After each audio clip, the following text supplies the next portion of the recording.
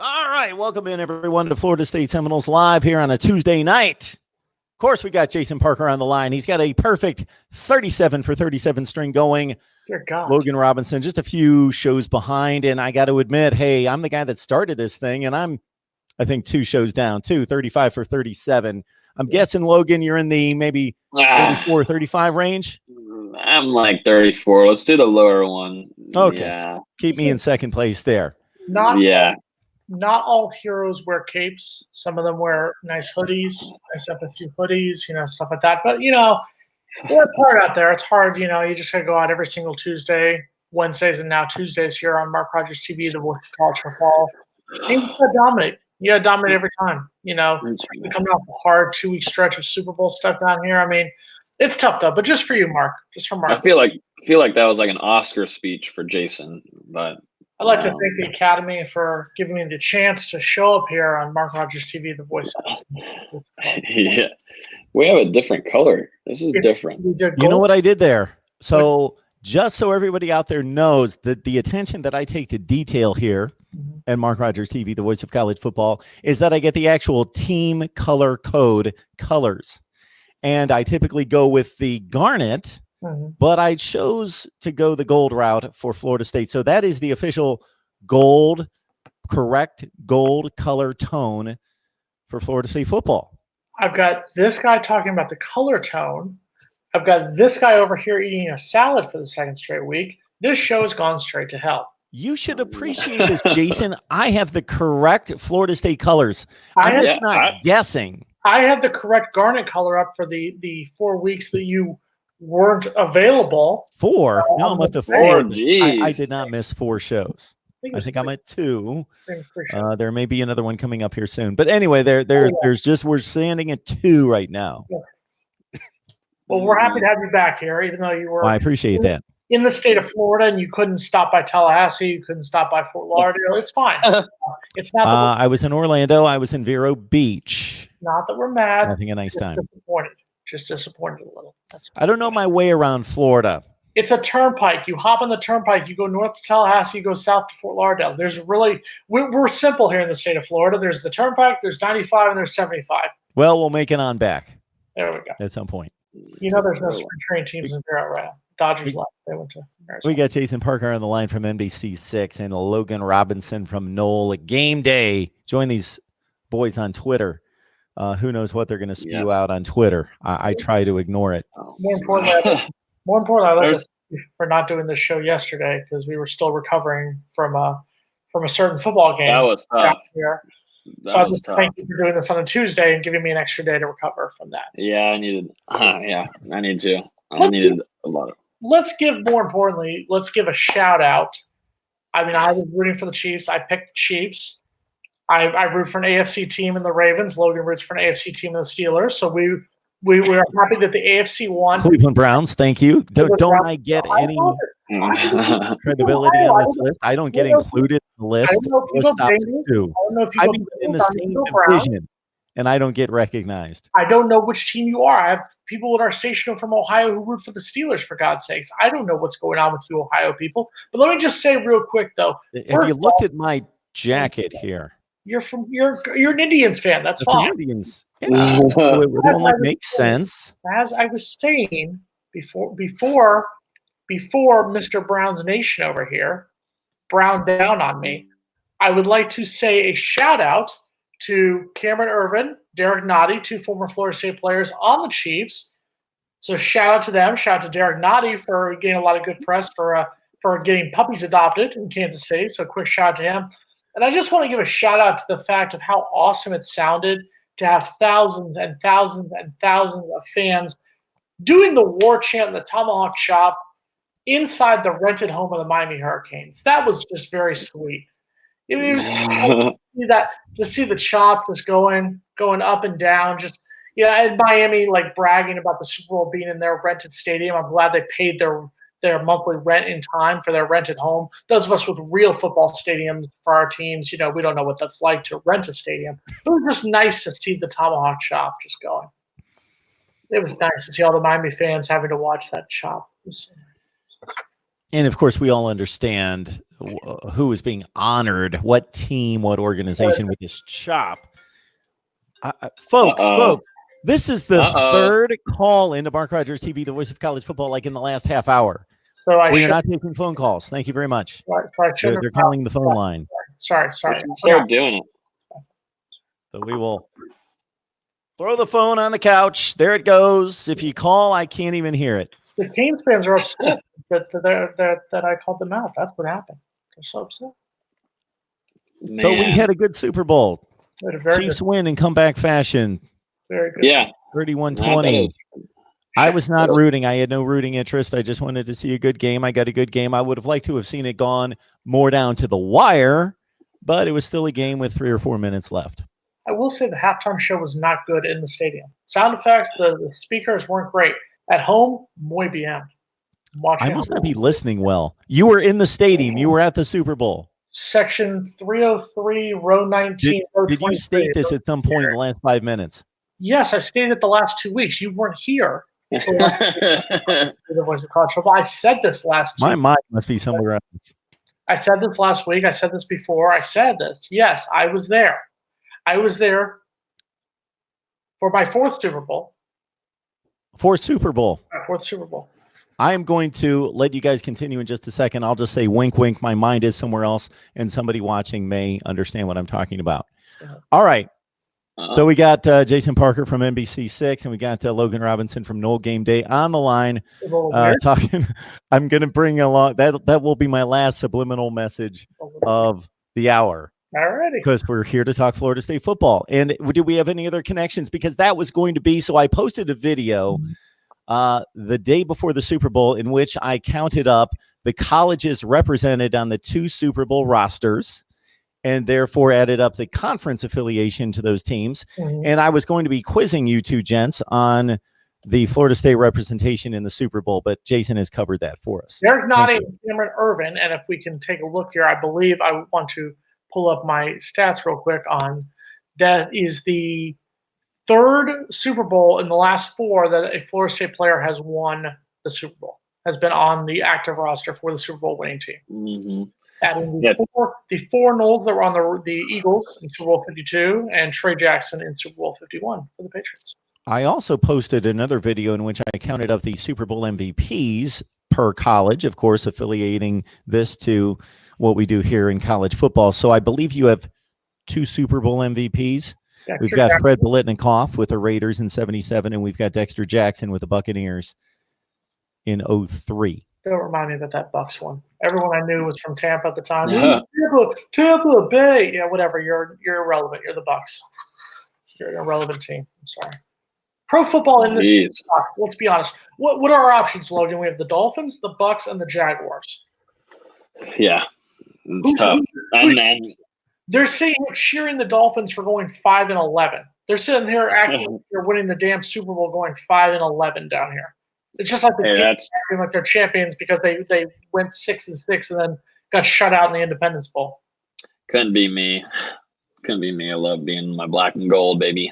Yeah. Couldn't be me. I was smart when I was younger. Yeah, I was smart when I was young, and I still think I am smart now. Well, as the only one in this trio who actually rooted for a team who made the playoffs this year, it's very nice to root for the purple and black. And it always shows how well they do in the playoffs. The good old Ratbirds do. Couldn't be Mike Tomlin. And Mike Tomlin should be coach of the year. Have you won a Super Bowl in your lifetime? Just checking real quick. Yeah, I have. So that Yep. Of course they have. I know, 2008. That was one of the 4 Super Bowls I've been to. 2. I know. I've been no in his lifetime. He's young. He's 12. 2. He hasn't had. He hasn't had Hawks, and they beat the Cardinals. 05, 08. He's only 13 years old. Okay. Right. Man, that came in rather well, Logan. Well, beer better than I can. Yeah, middle school was early on for me. Yeah. I'll just say he's a genius. Finally, get some love. This is a rather understated way of telling everyone that the super chat's on, so you can contribute to the channel in addition to the likes, in which Logan will be prompting us to a little bit later in the show to wake everybody up and bring his call to action as only he can. that you got to like the videos. You can also share the videos out there on social media. So if you know Florida State fans out there, college football fans across the board, bring them in here. We're here every Tuesday night at 7 o'clock Eastern time with these two. And we don't just have Florida State representation in the live chat. We've got college football reps from just all sorts of fan bases. Mm-hmm. Yeah. So can we just say one thing really quickly, that this is the first week without any football until August, and that's really depressing to me. So can we just take one moment to just recognize the depression of the next 6 months?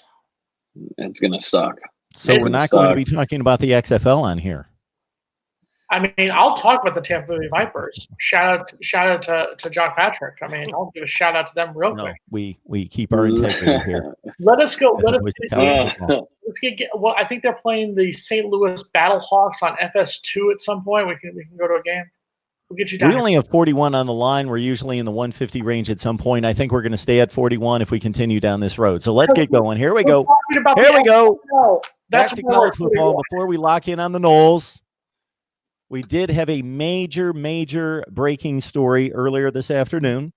Mark D'Antonio stepping down at Michigan State. We don't need to spend a whole lot of time on it, but Jason, you first in regards to your thoughts about Michigan State's situation minus Mark D'Antonio.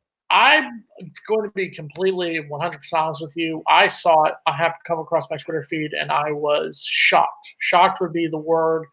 I mean, if he's truly stepping down because he wants to spend more time with his family, that's fine. We've heard this story before. We've seen this story play out. He's 63 years old. So the question would be, how much longer, did he really have left in East Lansing? I think one of my biggest questions is going to be, does he realize that Michigan State, and I say this as a grad of a team that went 6-7 this year, does he realize that Michigan State is on the downward slide? This is not the Michigan State team that went to the college football playoffs a few years ago.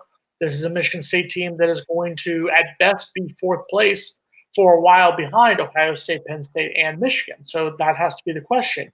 Do you leave now when you still have a chance to leave as arguably the greatest college football coach in Michigan State history? So that's the biggest question I hate to sound cynical, but is it the whole, I want to spend time with my family? It's not to save face because you see that Michigan State is on the downslide. Mm-hmm. Yeah, it's shocking to me too. One thing that I think is pretty interesting, National Signing Day is tomorrow. What are Michigan State guys going to be doing? That kind of puts it all into an interesting spot for these kids. I feel bad. I mean, I can understand maybe doing it a day after or whatever, but now these guys are, I don't know what you tell them. Unless they're extremely close with assistant guys. But even then, you got a coach leaving the day before National Signing Day. Something's up. That's just completely odd. Not planned. It didn't feel planned whatsoever. Something's going on. And if it's because Michigan State's going into a downward spiral, I don't know. But I think that's a bad move by him too. Unless there has to have been something that happened, because the university or somebody wouldn't have allowed him to leave the day before National Signing Day. That's huge. That'd be like Mike Norvell leaving tonight, and you're going to try to keep guys and sign them. So it's interesting. Two things. First of all, bite your tongue. Don't ever say that again, Logan. Mike Norvell is staying. You can't have another coach, so bite your tongue on that one. Second of all, I do think that, with all due respect, I know we're going to spend the next half hour talking about National Signing Day, about how important it is. But let's be honest, the way college football is now, December is the new National Signing Day. This is literally what we're going to have tomorrow, is a lot of the cleaning up what's left, getting who's left in the class, maybe guys who weren't academically qualified in December, guys who wanted to stick around, guys who weren't sure. This is kind of, the picking up the final pieces of the puzzle. Basically, Michigan State knew what their class was in December, just like Florida State knew what their class was, Florida, Miami, everyone else. This is just pretty much finishing up, we need this piece here, this piece here, this piece here. So that's why I feel like he made the right decision. He made the decision that in his contract got him, I believe it was $4 million extra because he stayed after January 15th. So mazel tov to you on that one there, Mark. But I think that as far as signing day goes, I think some people are reading too much into that. I think he's made the right decision for both his career because, he was, I believe they were 7-6 this year. They won the bowl game. They went 7-6 this year. at the way things were going, that wasn't going to continue for much longer. So he made the right move to leave when he could. So you bring up the money aspect, Jason. I saw the same thing today and thought, my goodness, $4.3 million kicked in as a retention on January 15th. Well, what has Mark D'Antonio done for this program since January 15th? Well, not a heck of a whole lot. And he's going to be able to walk away with that $4.3 million. Which is why being a coach is a very lucrative profession, and which is why every time a coach like a Dabo Sweeney, Mr. God loves him, Dabo Sweeney, likes to complain about paying players, try not to complain too much about paying players when you're going to cash these big checks into your bank. Just throwing that out there real quick. As soon as I saw the news break, we were doing a USC show. We shut down, turned around, and talked to Mark D'Antonio. So you can get my full comments there for 45 minutes on Mark D'Antonio. But basically, to summarize, and then we'll kick it in with Florida State, is, as Jason has pointed out, the Michigan State program for his, I thought Mark D'Antonio did as good a job as anybody in the country for about 5 to 6 years, between 2010 and 2015, winning Big Ten championships, finishing in the top 5 in the nation repeatedly, top 10 in the nation, Rose Bowl wins, Cotton Bowl wins, college football playoff. Then they leveled off. I think there's a few contributing factors here. Yeah, they've been a 500 program basically since 2016. So that's 4 consecutive years of playing basically 500 ball. So it's not the same program that he built 5, 6, 7 years ago. The recruiting has been down, and he never built those great teams by bringing in top 5 and 10 classes. He was doing it with top 20, 25 classes. These classes now are like top 40, 45 classes. So the recruiting has even leveled off even more. Plus, there's been all this controversy, both rumored at this point, but a lot of it real, surrounding the football program and the athletic program in regards to NCAA violations, sexual assault cases, all sorts of business, that I think instead of making this decision following the season after the bowl win against Wake Forest, is when typically coaches make that decision, he may have seen something coming down the pike headed his way and thought he would jump ship and say, hey, it's just not looking good, and this is not a good place to be,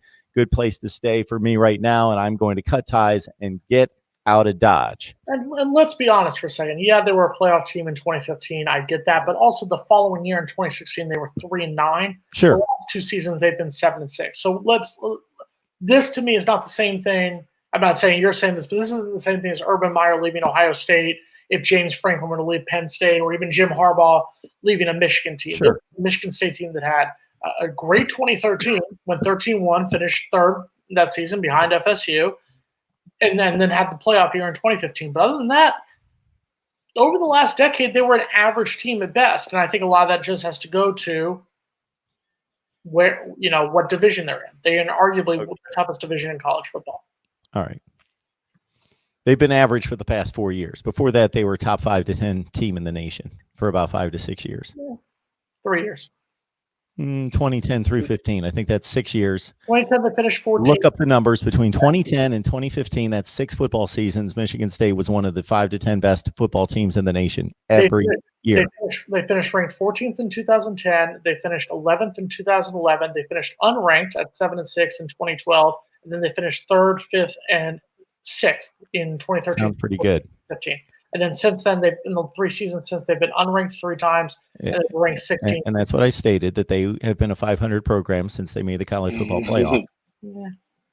3-9, 10-3, 7-6, 7-6. Wonderful. Yeah, maybe a game or 2 over 500. Listen. I was told there'd be no math here. Okay. On to Florida State.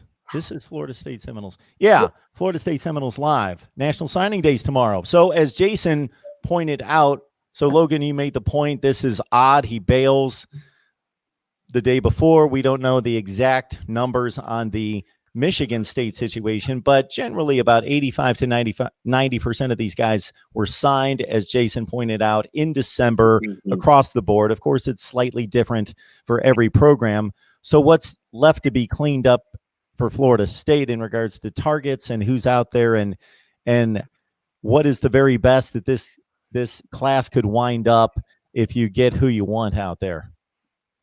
So Florida State's got a pretty, I guess you say this is more of a quiet day. There's still one target that I'm seeing the comments and everybody talking about, which I'm also very high on, and both through the dual guy in both sports, football and basketball. We're talking about Malachi Whiteman, and he, it seemed like he was going to sign in the early period.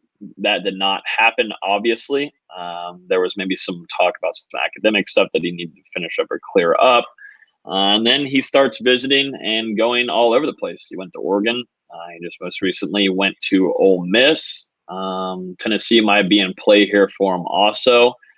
This one's going to be, I think we'll get more kind of confirmation or maybe some wordings and source stuff maybe later tonight or early in the morning on where he wants to go. I'm kind of 50-50 on this guy. I really would like to see him come to Tallahassee, not only football wise, because he really hasn't played as much football as basketball, but he was starting to tear it up football wise, but basketball too, coming with Scotty Barnes, one of the best players coming in next year too. Basketball wise, it's just a freak show for Leonard Hamilton. Football wise, it's not a crucial signing, a crucial loss. And there goes a table that fell.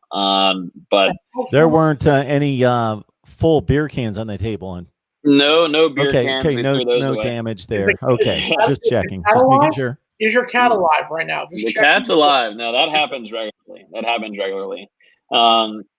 So it's not a crucial loss if Whiteman doesn't pick Florida State. I think it's more advantage basketball-wise. Florida State will be fine wide receiver unit-wise. There's a lot of talent there, and Florida State brought in a few in this class wide receivers-wise. And Brian Robinson is someone not to sleep on too. So it's going to be interesting tomorrow morning. But Florida State right now has 17 signees and 5 transfers.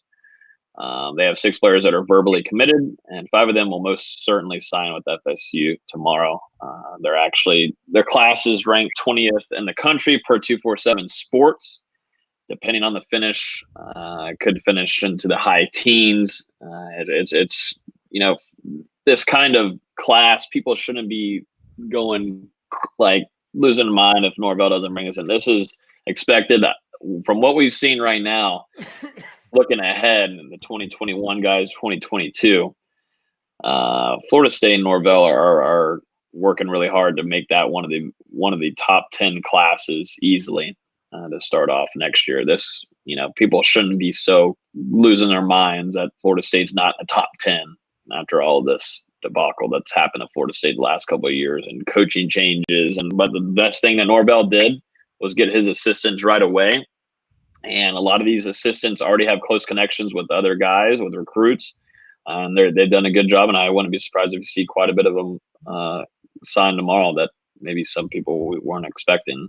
So, Jason, before you continue with it, we'll get to you in just a second. Jason, I just want to remind you two and everybody else out there that this is just when we talk Florida State football, this is just a vehicle for my vice presidential candidacy for 2020. Yeah. Is Kyle Pickett reminds us each and every week. He has yet to elevate me to president, but a perfectly placed bullet can take care of that. But 2020 the candidacy, which of course we started the caucuses this week in Iowa, and then it's on to New Hampshire. What are we looking at there? Who is that? We've got a bobblehead of Obama. I have a President Obama bobblehead. All right, Jason, let's talk recruiting. I don't know if I have a President Clinton bobblehead somewhere. I'll find that later before we leave. I won't even. I do. Yes, we've already been over this. We know which side of the political spectrum I lean on. We know which side you're on. We still love each other. TV, the voice of college football. 2 things. First of all, Logan, Mark, you missed it the last couple of weeks. Logan likes to go on talking about. Eventually, he'll talk about the 2025 recruiting class at some point. You just let him go, and I would just let him go on for minutes right here. So it's really up to you how you want to do this. I will also give Mike Norvell credit because Logan made one thing about him being able to hire assistants quickly. I mean, he's able to hire assistants even after they leave after 23 days to go to Texas A&M. That's how good Mike Norvell is on that one. As far as the and they got an upgrade with Woodson, who I just said has connections with recruits. I don't disagree. There will be one that will sign them all too. I don't disagree with you. I think you get an upgrade. Are you done? Are you done interrupting? I'm just coming in. Hey, it's like first take. Eat your salad. Go back. Enjoy your mushrooms that you have and your Olive Garden salad dressing, and go ahead. The only mushrooms I'm going to have is shrooms. Jesus. Moving on. as far as the class goes, I think, like I said earlier, Florida State got what they were able to in December. They made the best. They made chicken salad out of chicken, you know what. And they got a decent class. And I agree with Logan 100%. I think there's going to be people who are going to look and see, okay, right now Florida State's at number 20. Let's say somehow, some way they can get into that part closer to number 15 or 16 in the class. There's going to be some people who are going to be disappointed saying this isn't the Florida State that we know. I think we need to be realistic. This is what Florida State did the best with what they could at this point. Wayne Tillman, I wish Florida State had a top 10 class, but that's probably not going to happen here. We just need to be realistic on this one. Wayne says bank it. Well, then I will take all of Wayne Tillman's money right now because there's no way Florida State will have a top 10 class. I'm sorry, I hate to say it, but it's not going to happen at all. Even if Malachi Wyman does decide, which I think he will. I think he was just sniffing around. I do think he comes back to Florida State's class. For me, there's a couple undecided names that I'm going to throw out there. One is linebacker TJ Davis. He's an outside linebacker, 3-star from Georgia, from the state of Georgia. The same between Florida State and Georgia Tech. It's guys like that. I think Florida State at this point needs to look not just for the talent, but they need to look for positions of need. I think we talked about this. Linebacker was a position of need. Offensive linemen were a position of need. There's a couple wide receivers who might be looking at Florida State as well, but I think the big thing is right now guys that we need, guys who need to fill spots. We need to fill positions. There's Chris Jones, 3-star defensive end from down here in the Pompano Beach, down here in Broward County area. If guys like that, he's 6'4", 215. If he can come in and if he's going to stay at 215, drop him back kind of that Jason Taylor linebacker defensive end spot, or if he bulks up, keep him on the line. So this is where you're going to see both Mike Norvell as a recruiter and Mike Norvell and the offensive coaches and the defensive coaches as strategists. Get guys who can come in and fit this mold and help this team be successful in 2020. Yeah, another guy, linebacker, DJ Lundy, is someone who, kind of was a little bit in the play for Georgia and absolutely for Virginia Tech, but the most recent visit for him has pretty much sealed it up. I would expect to see him become a Nole, and that's also adding up to what they need to do immediately to build depth there on offensive line, which they've right away focused on. We would have been talking more about running back right now, but Norvell came in and did that and figured it out. And transfers in JUCO, Damian Webb. There's a lot of it's a good sign to see, someone is able to do their job correctly and go after needs that are done. Shout out to Ravens real quick. Go Ravens. Ew. Swept the Steelers this year. Moving on. Yeah, I feel sorry for you too, but if you had to be in Baltimore and catch the purple fever, I guess that was your plight. Wasn't Cleveland supposed to be a Super Bowl dark horse this year? I'm just trying to remember.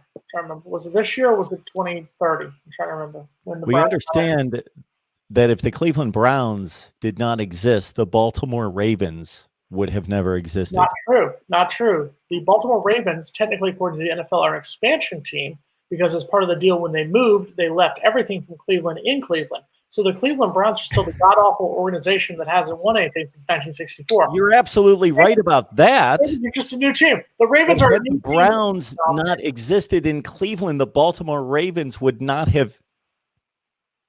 Listen, I'm going to be honest with you. The only reason that's the case. Listen, the only reason I for the Ravens is because I was tired of the Dolphins drafting offensive linemen. I was sick and tired of it. I grew up as a diehard Dolphins fan down here.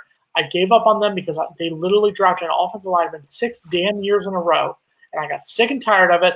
And my ex-wife is from the D.C., Maryland, Virginia area, and we went with Baltimore. But now she's out of the picture. Well, sort of, whatever.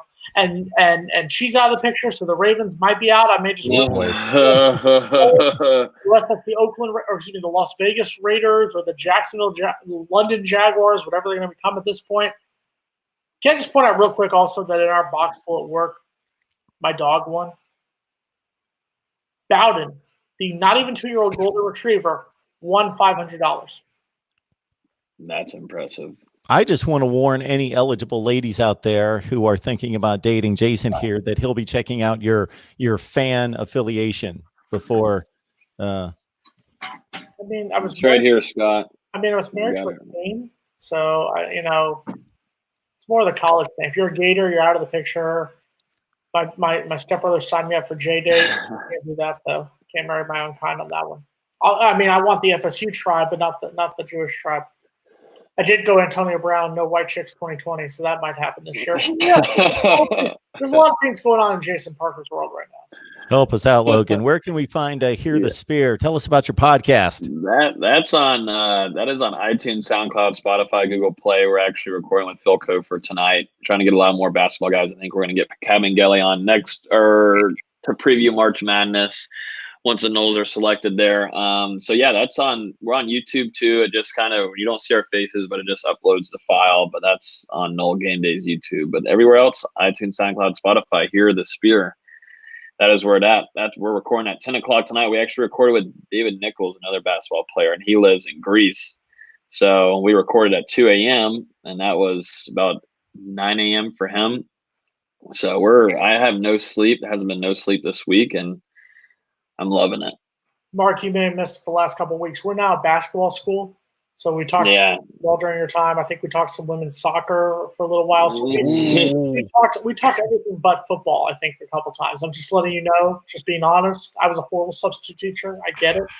It probably doesn't surprise you too, because I trust you. Not that I don't want to watch the show. It's because I trust you too that I did not review or rewatch or watch either show, because I trust you too.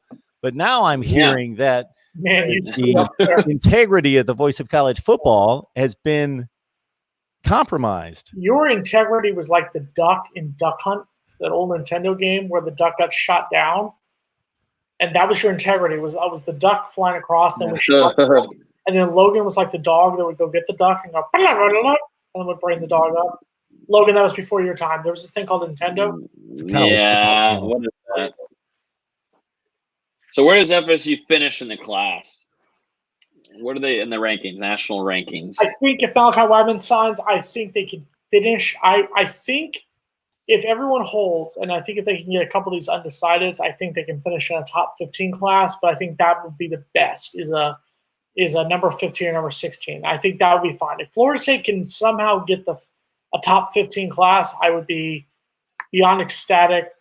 And I believe you'd feel the same way on this one. But there's part of me that after the failures of Jimbo Fisher and the no respect given to Willie Taggart, I just feel like we just need to be patient with Mike Norvell, the 12th option at head coach. Now, top 15 is good for FSU. I think they focused really hard on what they needed and what position group they needed to build depth in. And Florida State fans, and I think Florida State fans are smart. There is still another group, like the Facebook group, that have no idea what the hell they're talking about. And then if they see an article go out, they just comment on it just to say the stupidest things. But I think a top 15 finish is not brutal for FSU. And looking ahead at 2021, they're already starting off really well, obviously. And I would like to see Florida State continue to build and I think they are. Build and create good relationships with the big cats up front, offensive line. They've got to start figuring out. That has been nationwide known for about 5 years now. Building relationships with talented offensive line, which is starting to happen now. They tried putting their feet in with a couple guys that are committed to Georgia. I don't know if that's going to work out in this class, but they're already in contact with a few guys that are actually an actual play for and landing at FSU. So I think a lot of offensive linemen too like to commit to a team that is usually doing pretty well too. So Florida State, if they can have a good season next year, get 8 wins, you can bring 4-star offensive linemen, even 5-star cats into Tallahassee. But that's something that's got to be focused from here and moving forward. And I trust Norvell because he's shown right away, get your assistants quick. And get after the running back depth unit, which they've done, and linebacker also. Can I just say 3 things real quick to Big Kane, one of your commenters here. Number 1, no, I'm not a Chiefs fan. I just said congratulations on winning the Super Bowl. That's called being an adult and showing respect to the champions. Number 2, nobody said Tallahassee's going to host the Super Bowl because Tallahassee barely has enough hotel rooms for an FSU Duke game, much less a Super Bowl. And number 3, if nobody likes FSU, why are you watching us then, Chief? A lot of people like us. A lot of people. We have fan bases from all over the country that join us for our Florida State show. SEC Dog, not true. The college football national championship game is here in South Florida next year. So Florida State and their upset road to a championship will take place in Hard Rock Stadium. No, I'm not. Before the Clemson people all lose their mind, no, I'm not picking Florida State to play for the national title. Sorry. Someone asked. Logan, there's spoiler alert. I don't have them playing for the national title. Sorry. Logan, I think it's time. I think it's time. It is. I was about to say it's around 7:40. It's around 7:40. If you're now, whoa. Hold on. You have to have an intro. You have to have an intro. This is how we're doing this. Sorry, Mark. I'm going to take over for 1 second here. Ladies and gentlemen, from the mean streets of Tallahassee, Florida, the pride of the Childs High School Timberwolves and Florida State class of 2020. Hopefully, if he gets his act together, ladies and gentlemen, the pride of the 850, number 1 in your hearts, number 50 on your uniform book, whatever. Ladies and gentlemen, Logan Robinson telling you why you need to click the like button. Go. Number one reason right now, everybody, is that we're all 3 together. The family's back. And honestly, this is 37 weeks straight of at least one of us doing a live show. And if you're not hitting the like button right now and sharing it to all your friends and family, then I don't really understand what you're doing. We have 69, Jason, watching us currently, 69 people, and only 28 likes. If you hit that like button, if you get the 50 likes, I'll do a headstand. Dennis Wilson, you're such a Canes fan that you don't know that his name is Edgerrin James, not Edwin James. Just throwing it out there. You interrupted me for that? This isn't Twitter. You interrupted me for that? This isn't Twitter, Dennis. You can spell out a whole name, or do you not know how to spell Edgerrin James? It's Edgerrin. Just throwing it out there. Continue. Go ahead. But yeah, y'all need to make sure you hit that like button and help shares it to more FSU fans out there. There's a lot of FSU fans that I've found just watching or listening to the podcast on YouTube, which I never thought was a thing. But make sure you guys go hit that like button. The algorithm will help it grow the channel more, and also our videos more. We need more FSU fans in here. We have so many Miami fans. Whenever it was just me and Jason coming in and doing it, we had Miami fans out the huzzah over here. Well, Foot Locker closes at 7, so they're able to get off work. And they're driving back home. They all live with their parents and whatnot, so they're able to, sign on their get on the road while they're driving. They're on their Metro PCS phones. It's hell on earth on 95 and the Palmetto Expressway. It's called the Palmetto for a reason. So they're taking this free time. Yes, Big King, I was at all 3. I do remember. I also remember when you got shut out by Louisiana Tech in the Independence Bowl this year. I remember that. The call to action always works, Logan. Logan put in caps, in addition to his verbal call to action, put in caps in the live chat, hit that like button. Karen immediately responded, done, in cap. I love Karen. Karen, me and you are going to be best friends. And I hope I see you here next weekend. And we should just make this a regular Tuesday night date situation. I'm single, so I can say that. I'm single. I'm single as well. And Mark? But I'm the one that shot my shot. I'm sure Karen is right in your age group. I'm sure she's fine and perfect for you, right? I don't know. We'll see. We'll see where things go. Karen, DM Logan Robinson if you are available. We need to get this going. We'll do a live cam. You guys will go out on a date on a Tuesday night. We'll do a live cam from dinner. Wow. This is funnier than you guys can imagine. You do live cam. You take her out. If Karen is available, you take her out to Gordo's on Pensacola Street, and I will buy dinner. I will buy dinner if you take Karen out. Wow. That would be fun. That sounds good to me. Ed Reed is better at showboating. Ed Reed was much better at showboating. He stole the ball from another one of his teammates to score a touchdown against Boston College in 2001. Logan genius. Confirmed. Logan is a genius. Come on, Jay Jobs. Be better. There's spell check. Be better. Guys, come on. Use spell check. I don't care what team you root for. If it's FSU, Florida, Miami, whatever. Just use spell check. Jason's best friend is spell check. Well, I'm dyslexic, so it has to be my best friend. I own it. That is very correct. Did we talk about the fact that Florida State has a more quarterback commits this past week than they did the last, 3 years, 4 years, something? Willie Taggart, baby. Let's get a clapping around for Willie Taggart and all those quarterbacks he signed. Love it. Yeah. And Jimbo. Let's give it a clap. And Jimbo at the end. And Jimbo at the end before he sold out on us to go take money to go finish 7-5 in the regular season. Willie Taggart. There's some interesting things about Willie Taggart. I think we're going to learn some more about once it gets closer to football season. There's some things that he might have been messing around with during his time here in Tallahassee. Wow, you're really going there? You're really going there? Yeah, I'm not going to break. We're not going to say it here on live, but I mean, his wife didn't cheat on him with a Florida Gator, so I guess that's one thing. That's Jimbo. I'm talking about Willie Taggart. So say Willie's automatically better. His wife didn't cheat on him with a former Florida Gator player, so he's automatically better than Jimbo. Yeah. Player number one. I'm going to bring Willie on here. I'm going to have Willie. That's going to be a special guest. I'm going to get Willie to give a special shout out to you, Logan. I will take the show up to Boca. I will get a live remote 1 week. I guess I'm biased. Me and Norvell, we had the DMs. We talked. He said he's looking forward to getting to know me while we're covering the team and such. And that was very nice. And Willie Taggart never sent me a DM or followed me. So I mean, what can a guy say, man? Did you ever reach out to Willie? Heck, no. Exactly. But I followed him. All I did was follow Mike Norvell. Until Paul Wall came in to be our head coach, now all of a sudden you love Paul Wall. Sipping on 4 forwards. By the way, Mark, Paul Wall was a rapper in 2001, 2002. Yeah, part of Swisher House from he was with Mike Jones.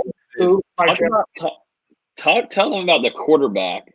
Because, like we already noted, Norvell was able to get in 2 weeks. But anyways. Are you going to work the angle to get Norvell on your podcast? You get Norvell and then you bring him on here second. Yeah. I know that your podcast takes preference, but let's get that and Dion. To get Dion. Talk about Luke Altmaier, the pride of Starkville, Mississippi, from the Fighting Stark Vegases.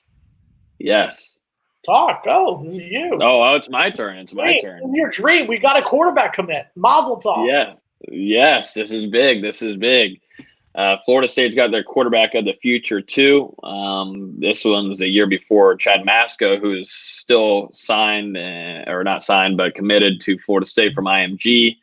Altmaier, actually, you know what I found out is that Norvell likes going in staff, going after guys that are play against good competition. And Altmaier has the same way. Also a really good thrower, actually pretty good, a good arm, and his accuracy is pretty dirty. And I think Florida State has got a guy that could be a high 4-star quarterback when coming in. I think he's got a lot of potential too. Still got some growing to do, put on a little bit of weight, but this is good. And you get your quarterbacks out of the way, get those in, then you can work on your guys to the side of them and your skill players. So I think this is a good grab by the Noles. I agree. I think it's a good get. I like the fact that Mike Norvell stuck with him and through all the things that you were reading on both Nole Game Day and 24/7 on all the side spaces, saying that Mike Norvell said that this was one of the quarterbacks he wanted to go after, and he was able to get him to commit. I guess my biggest question is going to be, he's more of the pro style quarterback, the more traditional, what the quote unquote quarterback would be. So my question would be, if you've got 2 quarterbacks in this class, both Chuba and Tate, then you get another quarterback. To me, I feel like not all of them are going to stick around. So this is going to be the question: which one of them leaves? Is it going to be, Chuba, who is more of both the passer and the runner, or is it going to be one of these 2 guys in either Tate or Luke, who are more of the passers? So what do you think? Do you think that this could set up for problems, i.e., like what's going on down here with the University of Miami? Yeah, I mean, I think at least a safe bet is that one will leave, most certainly. And one thing that we'll have to figure out is, Tate Road or Trevor Purdy's not on campus yet, and Tate Rodemaker is. That helps Tate a little bit more, obviously, and I think it also helps Rodemaker too because he can still put on some pounds too. So I think it's good for him getting here early. But Norvell really wanted Purdy. He was able to flip him from Louisville in a matter of 2 weeks, and it was able to grab him very, very quickly. And obviously see something in him to where I think he's got kind of an edge on Rodemaker and the others for competition wise.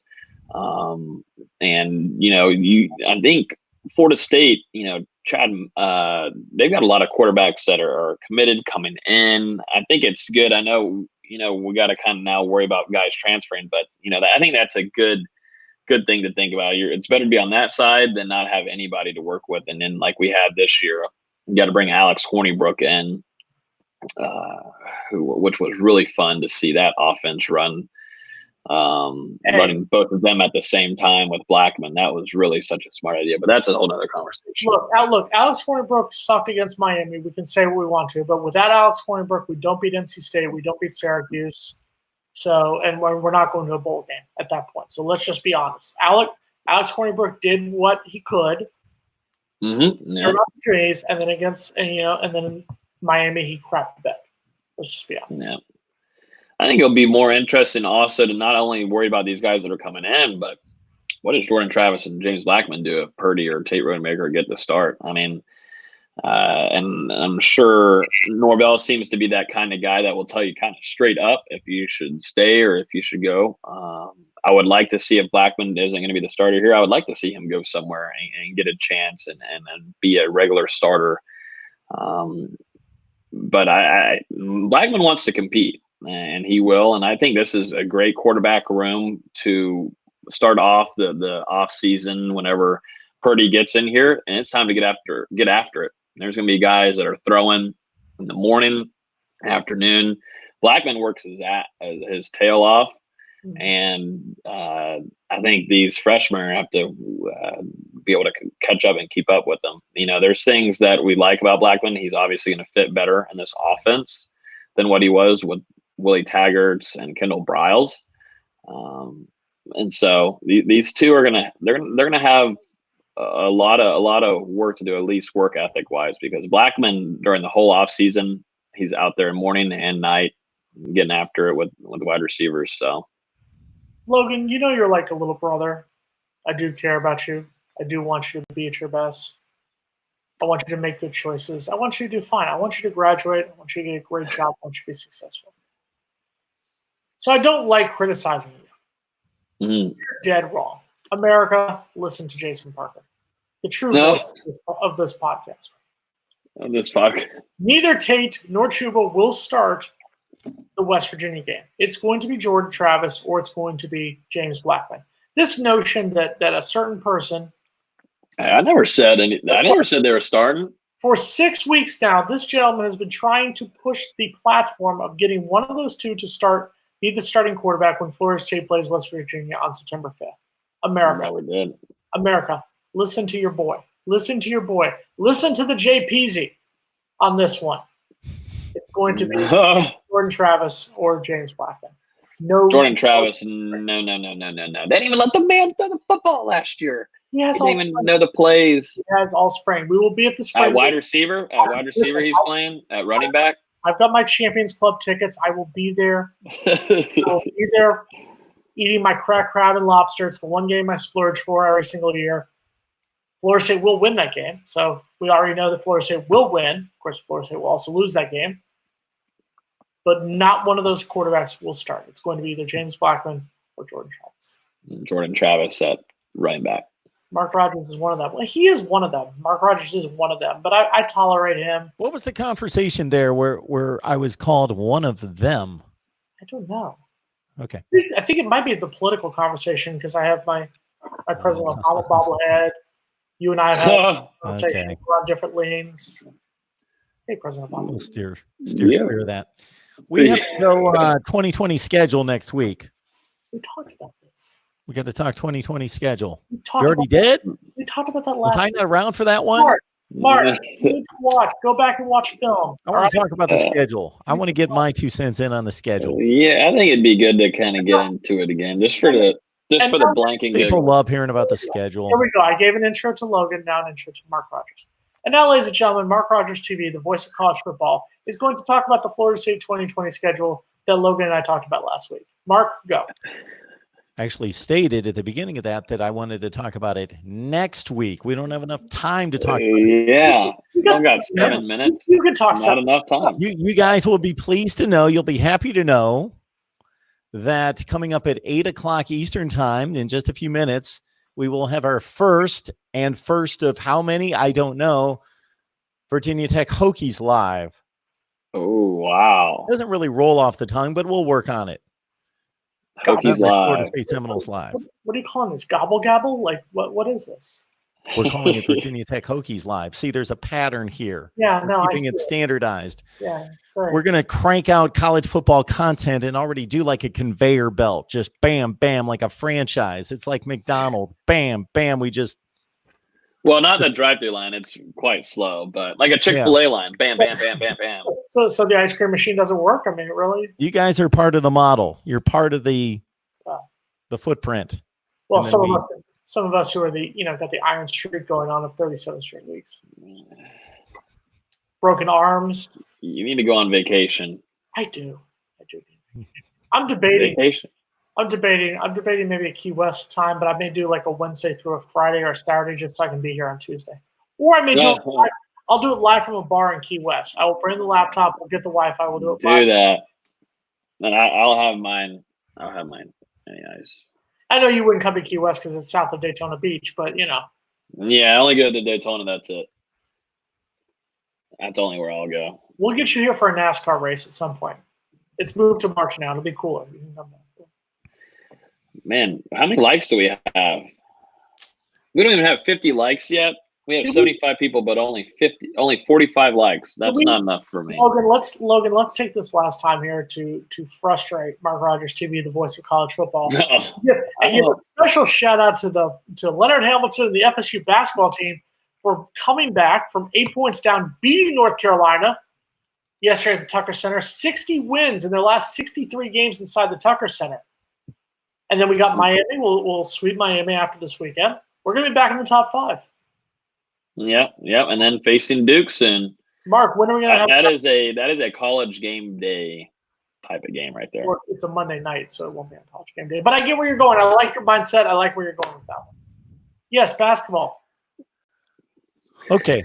I think don't lie. I made it back just in time to close this thing out. You like the Cavs.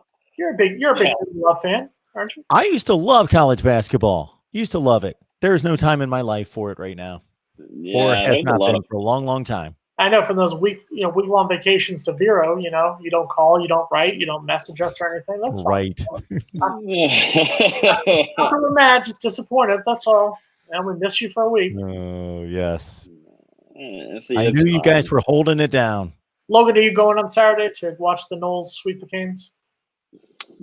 I may not. I feel like there's always something going on Saturday because there is, and I have a life of literally everything. It's 12 noon. The bars don't open till 5. You've got time.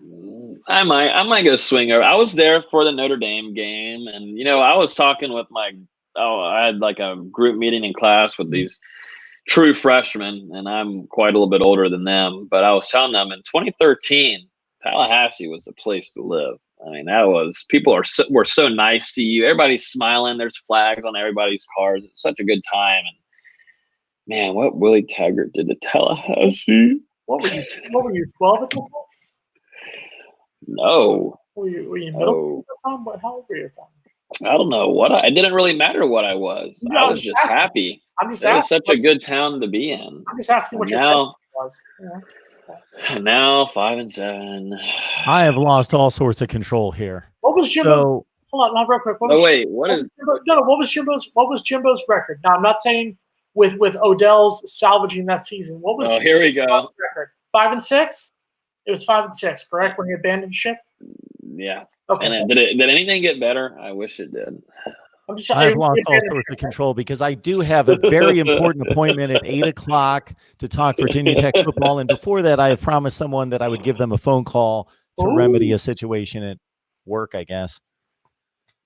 Oh, this sounds juicy. I want details next week on Mark Rogers TV, the voice of college football. Remedy a situation at work. It's not going to be juicy. My life's not that interesting. There's something going on here. Ladies and gentlemen, watch next Tuesday, 7:00. We will find out what the hell Mark Rogers is talking about. And we're at 49 likes. Who's in here that hasn't liked the friggin' video yet? Somebody hit the like button, make it to 50. Just somebody. Anybody hit that like button for me. Anybody. And put in the chat if you liked it. Put in the chat right now if you hit the like button. We need it. We'll see everybody next week, Tuesday night, 7:00, when Jason will make his record-setting 38th consecutive appearance. That's a record? God.